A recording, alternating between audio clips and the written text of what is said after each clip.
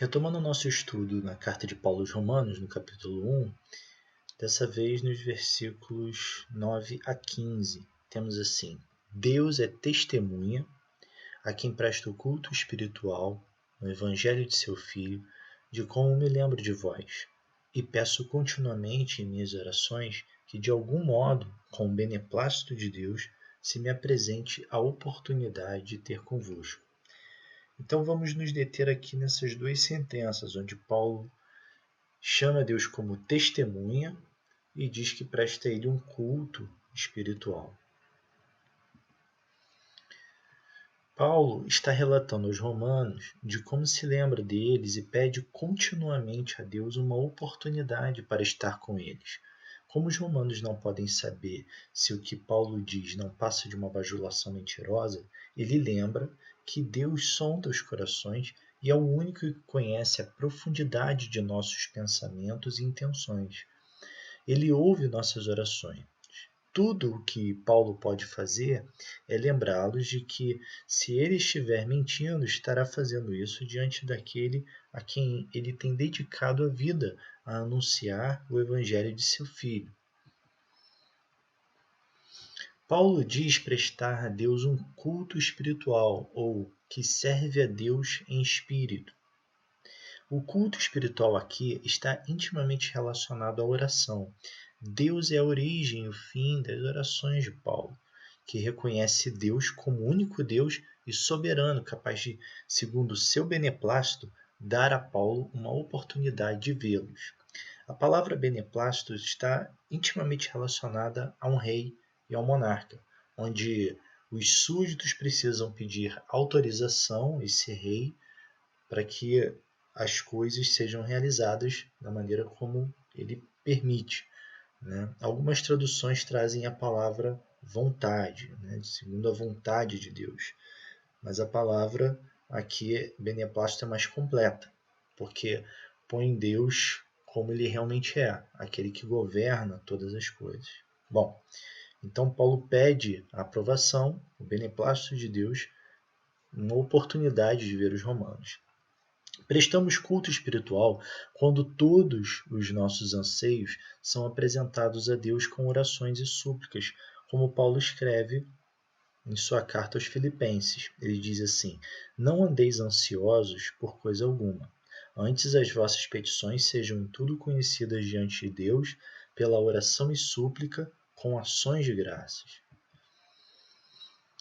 Também ainda na carta aos Filipenses, Paulo diz: Porque nós é que somos a circuncisão, nós que adoramos a Deus no Espírito e nos gloriamos em Cristo Jesus e não confiamos na carne.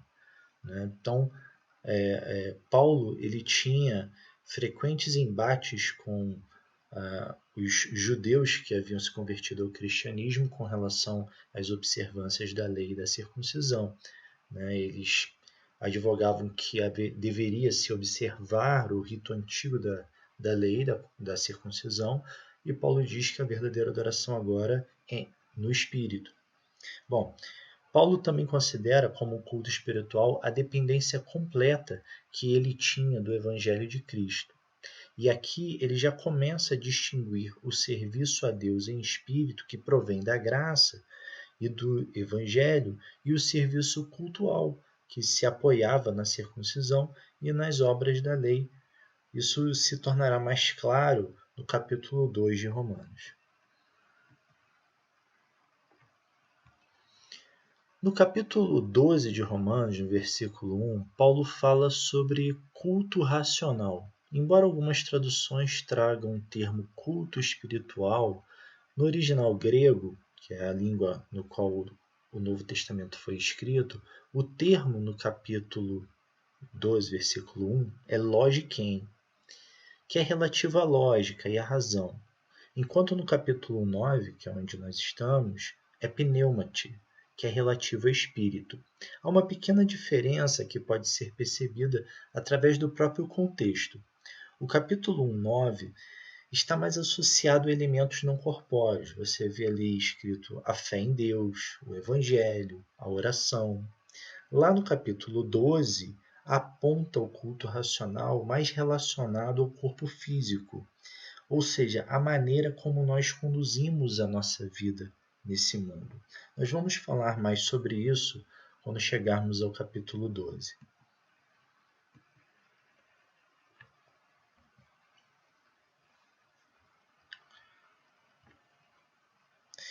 Paulo diz que, assim, eu realmente desejo muito ver-vos, no versículo 11, para vos comunicar algum dom espiritual que vos possa confirmar, ou melhor, para vos confortar convosco pela fé, que nos é comum a vós e a mim.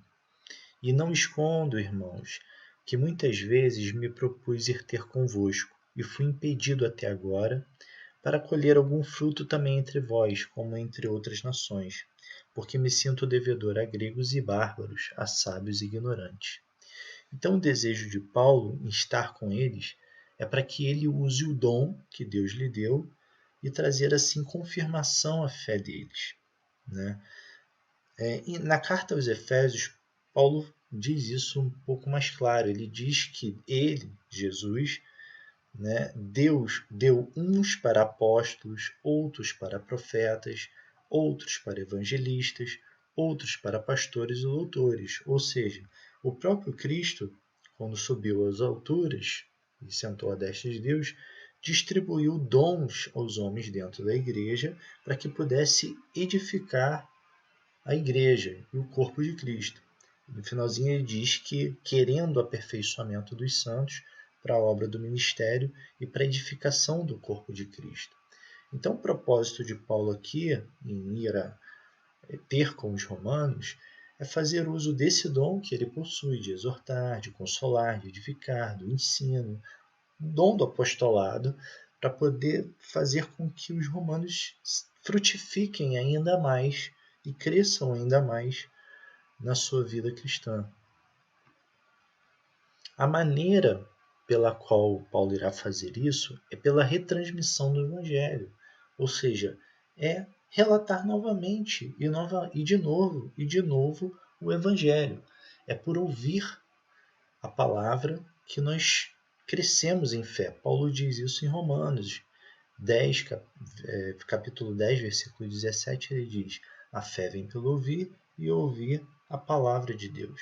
Então, o exercício do dom que Paulo recebeu através da graça, que é seu apostolado, e a própria graça de Deus que opera através da sua vida, vai produzir um fruto de crescimento espiritual na vida deles.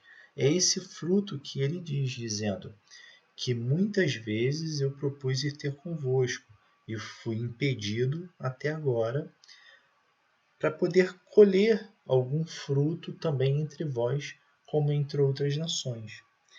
Esse impedimento, em última instância, é a soberania do próprio Deus. Ainda que hajam circunstâncias na vida, e situações que impeçam Paulo de ir a Roma, é Deus quem controla tudo, em todos os aspectos.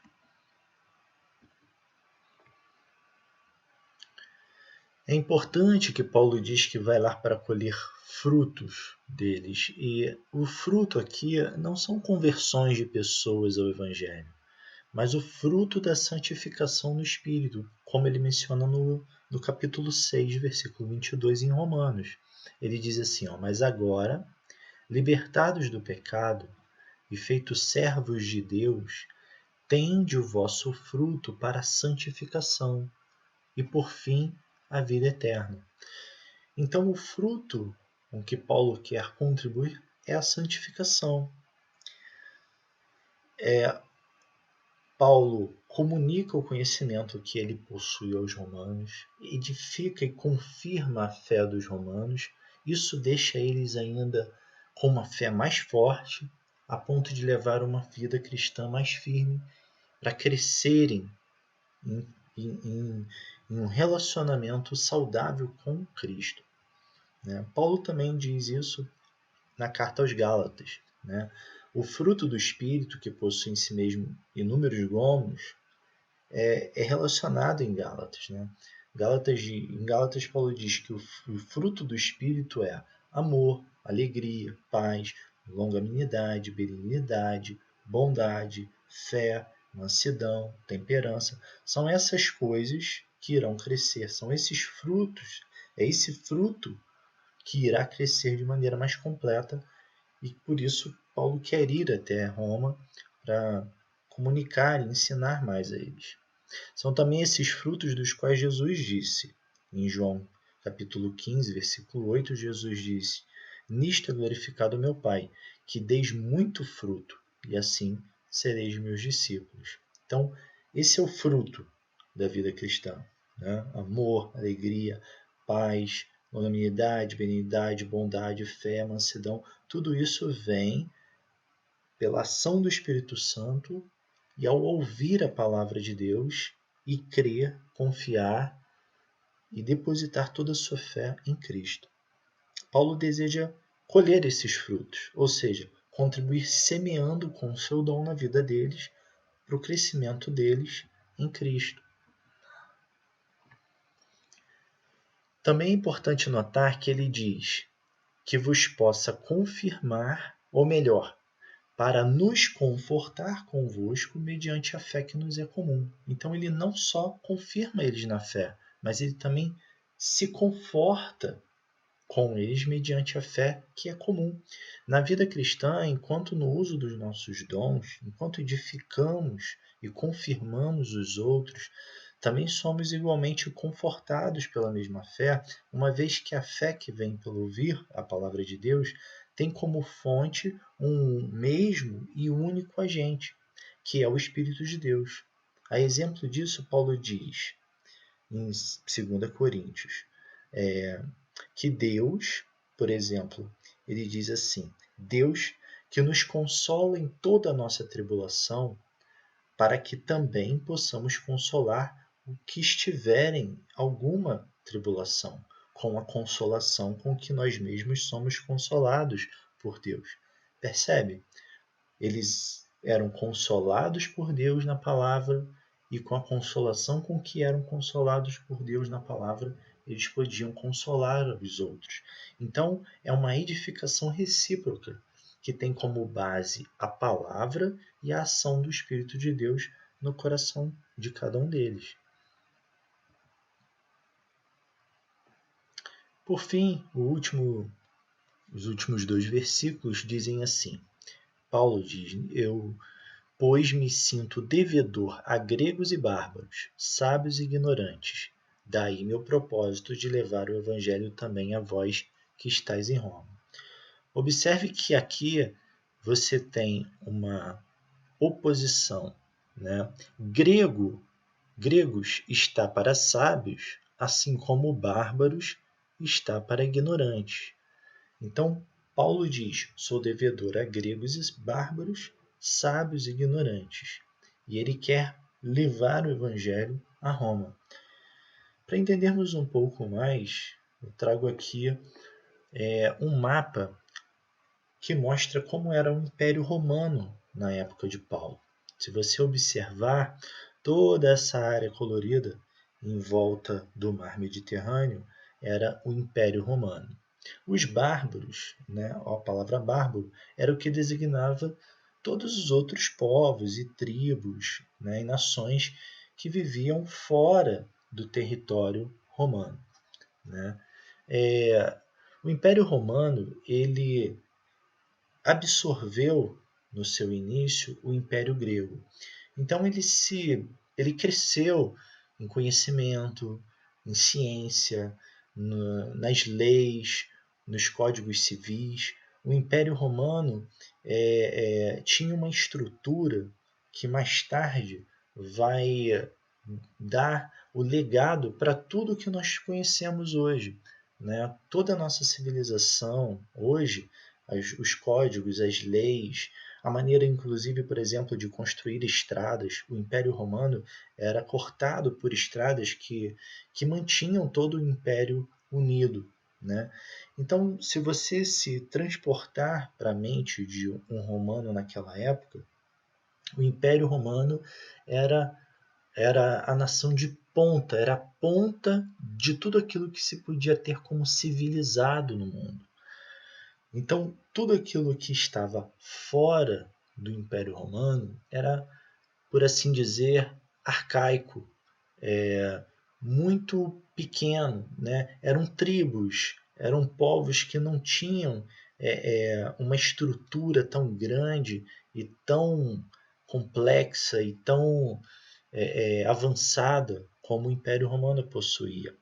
Então, é nisso que Paulo diz e contrapõe gregos, né? Gregos com sábios, ele diz gregos e sábios. Nós sabemos que da Grécia vieram praticamente todas as nossas ciências, a matemática, a física começou na Grécia Antiga, né? E grandes pensadores como Aristóteles, né? E vários outros sábios surgiram na Grécia, né? Contra os bárbaros, que eram povos que viviam para além do Império Romano. Mas por que isso é importante? Né?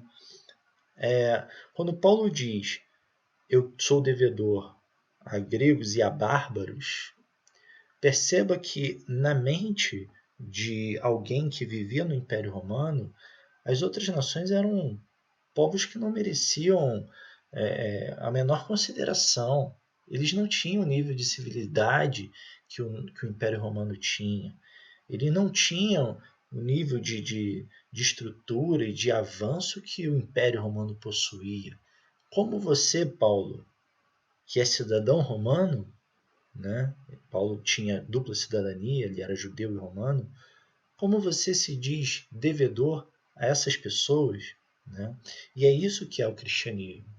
Né? O cristão, ele tem em si esse senso que ele foi chamado por Cristo para levar o evangelho e a salvação e o anúncio das boas novas aos confins da terra, e que Deus não faz acepção de pessoas, e que aquilo que é avançado e civilizado aos olhos dos homens, muitas vezes aos olhos de Deus é algo abominável e terrível, né? Enquanto muitos que aos olhos dos homens são arcaicos, né, ou atrasados, são tidos por Deus com todo carinho, com toda estima. Então Paulo diz: eu me coloco a serviço de tudo e de todos, como Cristo deu a sua vida e colocou a sua vida para pregar e levar o evangelho a todos.